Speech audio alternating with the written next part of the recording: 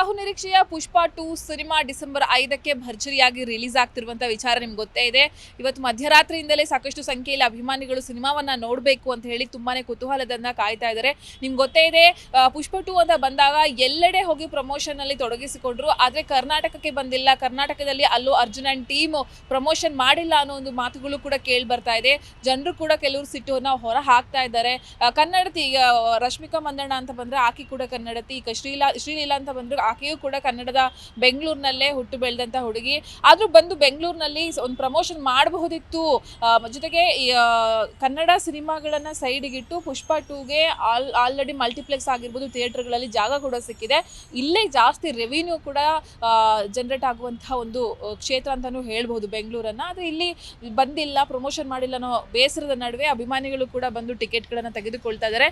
ನನ್ನ ಜೊತೆ ಪುಷ್ಪ 2 ಸಿನಿಮಾನ ಭಾನುವಾರ ಕುಟುಂಬ ಸಮೇತ ನೋಡೋದಕ್ಕೆ ಬಂದು ಟಿಕೆಟ್ ಅನ್ನ ತಗೊಂಡಂತವ್ರು ಇದ್ದಾರೆ. ಅವ್ರನ್ನ ಮಾತಾಡಿಸ್ತಾ ಹೋಗ್ತೀನಿ. ಸರ್ ನಮಸ್ತೆ. ನಮಸ್ತೆ ಸರ್. ನಮಸ್ತೆ. ಪುಷ್ಪ 2 ಪದ್ಮನಾಭ ಅಂತ. ಓಕೆ, ಪುಷ್ಪ 2 ಸಿನಿಮಾ ನೋಡೋದಕ್ಕೆ ತುಂಬಾ ಕುತೂಹಲ ಇದೆ. ಅಲ್ಲೂರು ಅರ್ಜುನ್ ತೆಲುಗು, ನಾವು ಮಾತೃಭಾಷೆ ತೆಲುಗು, ಬಟ್ ಕರ್ನಾಟಕದ ಬೆಂಗಳೂರಲ್ಲೇ ಹುಟ್ಟಿ ಬೆಳೆದು 78 ವರ್ಷ ಆಗಿದೆ. ಈಗ 78 ವರ್ಷ ಇದ್ದೆ. ಎಲ್ಲ Telugu cinema, Kannada cinema, Hindi cinema ಎಲ್ಲ ನೋಡ್ತೀವಿ. ನಮಗೇನು ಭಾಷಾಗಿದ್ದೇನಿಲ್ಲ. ಆದರೆ ತಾವು ಹೇಳ್ದಂಗೆ ಎಲ್ಲ ಇಲ್ಲಿಂದಾನೆ ತಯಾರಾಗಿ ಈಗ ಹೀರೋಯಿನು ಕರ್ನಾಟಕ ಎಲ್ಲ ಇದರಿಂದ ಬೆಂಗಳೂರಲ್ಲಿ ಒಂದು ಪ್ರಮೋಷನ್ ಸ್ಕೀಮ್ ಮಾಡಬೇಕಾಗಿತ್ತು, ಬಟ್ ಮಾಡಿಲ್ಲ. ಬಟ್ ನಾವು ಎಲ್ಲ ರೀತಿ ಇದಕ್ಕೂ ಎಲ್ಲ ಭಾಷೆಗಳಿಗೂ ನಾವು ಸಹಕಾರ ಕೊಡೋದು ಅಭ್ಯಾಸ ಆಗ್ಬಿಟ್ಟಿದೆ ಕರ್ನಾಟಕದಲ್ಲಿ. ಇದರಿಂದ ಅದೇನು ನಮಗೆ ಡಿಫ್ರೆನ್ಸಾಗಿ ಗೊತ್ತಾಗಲ್ಲ. ಬಟ್ ಪಿಕ್ಚರ್ ಚೆನ್ನಾಗಿರುತ್ತೆ. ಬಟ್ ಅಲ್ಲೂರು ಅರ್ಜುನ್ ಅವರು ಈ ಪುಷ್ಪ 1, 2 ಇಂದ ಅವರ ವ್ಯಕ್ತಿತ್ವ, ಅವರ ಕ್ಯಾರೆಕ್ಟ್ರು, ಅವರ ಒಂದು ಒರಿಜಿನಲ್ ಏನಿತ್ತು ಇದುವರೆಗೂ ಬಂದಿದ್ದ ಸಿನಿಮಾಗಳು ಎಲ್ಲ ರಿವರ್ಸ್ ಆಗಿಬಿಡ್ತಾ ಇದೆ.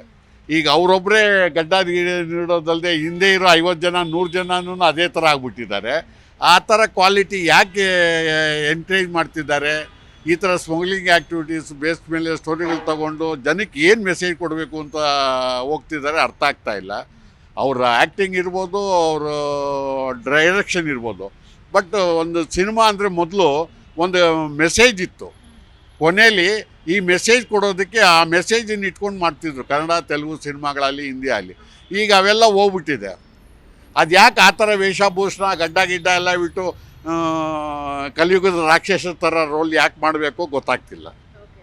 ಈಗ ಈ ಪ್ರಮೋಷನ್ ಬಂದಿಲ್ಲ, ಬೆಂಗಳೂರು ಅಂತ ಬಂದಾಗ ಎಲ್ಲಾ ಭಾಷೆಗಳಿಗೂ ಕೂಡ ಅವಕಾಶ ಇರುತ್ತೆ. ಎಲ್ಲರೂ ಒಂದು ಹಿಂದಿ, ತಮಿಳು, ತೆಲುಗು, ಮಲಯಾಳಂ ಯಾವ ಭಾಷೆ ಆದ್ರೂ ಕೂಡ ಇಲ್ಲಿ ಬಂದು ಪ್ರಮೋಷನ್ ಮಾಡ್ತಾರೆ, ಇಲ್ಲಿ ಸಿನಿಮಾ ರಿಲೀಸ್ ಮಾಡ್ತಾರೆ. ಯಾಕಂತ ಹೇಳಿದ್ರೆ ಅಷ್ಟೇ ಅವ್ರಿಗೆ ಇಲ್ಲಿಂದ ರೆವ್ಯೂನ್ಯೂ ಇರುತ್ತೆ ಅನ್ನೋ ಕಾರಣಕ್ಕೋಸ್ಕರ. ಬೆಂಗಳೂರು ಅಂತ ಬಂದಾಗ ಎಲ್ಲಾ ಭಾಷಿಗರು ಕೂಡ ಇರುವಂತಹ ಒಂದು ಪ್ರದೇಶ. ಆದ್ರೂ ಕೂಡ ಇಷ್ಟೊಂದು ನೆಗ್ಲಿಜೆನ್ಸ್ ಯಾಕೆ? ಕನ್ನಡ ಅಂದ್ರೆ ಅಲ್ಲು ಅರ್ಜುನ್ ಅವ್ರಿಗೆ ಯಾಕೆ ಅಷ್ಟೊಂದು ನೆಗ್ಲಿಜೆನ್ಸ್? ಹೋದಲ್ಲೆಲ್ಲವೂ ಕೂಡ ನಾನು ತಮಿಳು ಅಂದ್ರೆ ನಂಗೆ ಅಷ್ಟು ಪ್ರೀತಿ, ತೆಲುಗು ಅಂದ್ರೆ ಅಷ್ಟು ಪ್ರೀತಿ, ಹಿಂದಿ ಅಂದ್ರೆ ಅಷ್ಟು ಪ್ರೀತಿ ಅನ್ನೋರು ಕನ್ನಡ ಅಂತ ಬಂದಾಗ ದೂರ ಉಳಿದಿದ್ದು ಯಾಕೆ ಅಂತ ಹೇಳಿ ಕನ್ನಡಿಗರಿಗೆ ಸಿಟ್ಟಿದೆ. ಬೆಂಗಳೂರಲ್ಲಿ ಊರ್ವಶಿ ಥಿಯೇಟ್ರ್ ಸುಮಾರು 40 ವರ್ಷ ಹಳೆಯದು. ಸುಮಾರು 2,000 ಜನದ ಕೆಪಾಸಿಟಿ ಇರೋ ಒಂದು ದೊಡ್ಡ ಥಿಯೇಟ್ರು. ಬೆಂಗಳೂರಲ್ಲಿ ಈಗ ಈ ಥರ ಥಿಯೇಟ್ರ್ಗಳೇ ಇಲ್ಲ. ಎಲ್ಲ ಮಾಲ್ಗಳೆಲ್ಲ ಒಡೆದಾಕಿ ಮಾಲ್ಗಳಾಗೋಯ್ತು. ಇದು ಆಗದೆ ನಿಂತಿದೆ. ಇದರಲ್ಲೆಲ್ಲ ಯಾವಾಗಲೂ ಕನ್ನಡನೇ ಬರೋದು. KCN ಮೂವೀಸ್ ಅವರು, ಕನ್ನಡ ವಿತರಕರು, ಮಾಲೀಕರೆಲ್ಲ ನಮ್ಮ ಪರಿಚಯ ಚೆನ್ನಾಗಿದೆ. ಸುಮಾರು 50 ವರ್ಷದಿಂದ ಎಲ್ಲ ನಡೆಯುತ್ತೆ. ಬಟ್ ಆ ಥರ ಯಾಕೆ ಕನ್ನಡನ ಇಲ್ಲಿ ಕರ್ನಾಟಕನ ಯಾಕೆ ಅಸಡ್ಡೆ ಮಾಡ್ತಾರೆ? ಯಾವುದೇ ಭಾಷೆಯವರಾಗಲಿ, ತಮಿಳ್ನಾಗಲಿ, ತೆಲುಗು ಆಗಲಿ ಅರ್ಥ ಆಗ್ತಿಲ್ಲ. ಬಟ್ ಆ ಬಗ್ಗೆ ನಾವು ತಲೆ ಕೆಡಿಸ್ಕೊಂಡೇ ಇದ್ದೆ. ನಮಗೆ ಬೇಕಾದ್ರೆ 3 hours ಎಂಟರ್ಟೈನ್ಮೆಂಟ್ ಲೆಕ್ಕದಲ್ಲಿ ನಾವು ಬರ್ತೀವಿ. ಆಮೇಲೆ ಥಿಯೇಟರ್ಗಳಿಂದ ಸಿನಿಮಾಗಳನ್ನು ತೆಗಿಸ್ತಾರೆ ಸರ್. ಪರಭಾಷೆಗಳ ಸಿನಿಮಾ ಬಂದಾಗ ಕನ್ನಡ ನೆಲದಲ್ಲಿ ಕನ್ನಡ ಸಿನಿಮಾಗಳಿಗೆ ಜಾಗ ಇಲ್ದಂತಾಗುತ್ತೆ. ಅದಕ್ಕೆ ನಿಮ್ಮ ವಿರೋಧ ಇದೆಯಾ ಅಂತ ಹೇಳಿ? ಏನು ಆ ಥರ ಏನಿಲ್ಲ ಮೇಡಮ್. ಕನ್ನಡ ಸಿಗುತ್ತೆ. ಅಷ್ಟು ಶೋ ಆಗ್ತಾ ಇದೆಯಾ? ಅದು ನಮ್ಗೆ ಅಷ್ಟು ಅನುಭವ ಇಲ್ಲ. ಅದ್ರ ಮಾಹಿತಿ ನಮ್ಗೆ ಅಷ್ಟಿಲ್ಲ.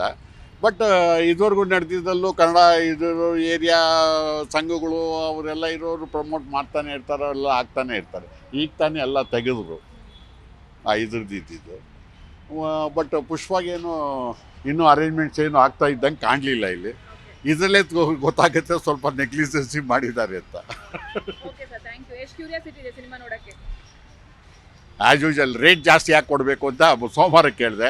ಇಲ್ಲ ಭಾನುವಾರ ಕೊಡ್ತೀವಿ, ಸೋಮವಾರ ಟಿಕೆಟ್ ಇನ್ನೂ ಕೊಡ್ತಾ ಇಲ್ಲ, ಭಾನುವಾರವರೆಗೂ ಕೊಡ್ತೀವಿ ಅಂದರು. ಸರಿ, ಸಂಡೇ 180. ಜಿ ಕನ್ನಡ ನ್ಯೂಸ್ ಈಗ ನಿಮ್ಮ ಮನೆಯಲ್ಲೇ ನೋಡಿ. ಎಲ್ಲ ಕೇಬಲ್ಗಳಲ್ಲಿ ಈಗ ಲಭ್ಯ.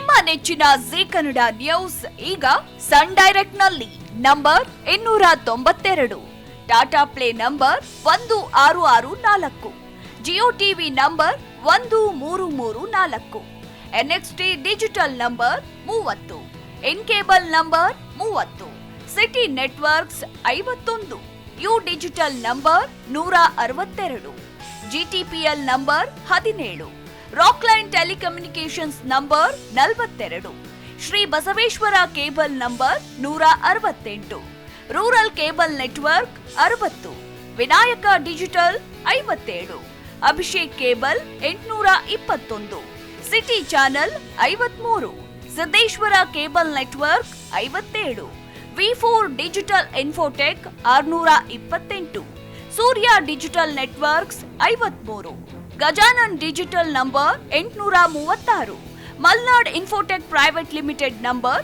56, Metrocast number 830, victory digital number 167ರಲ್ಲಿ ನೋಡಿ ಆನಂದಿಸಿ.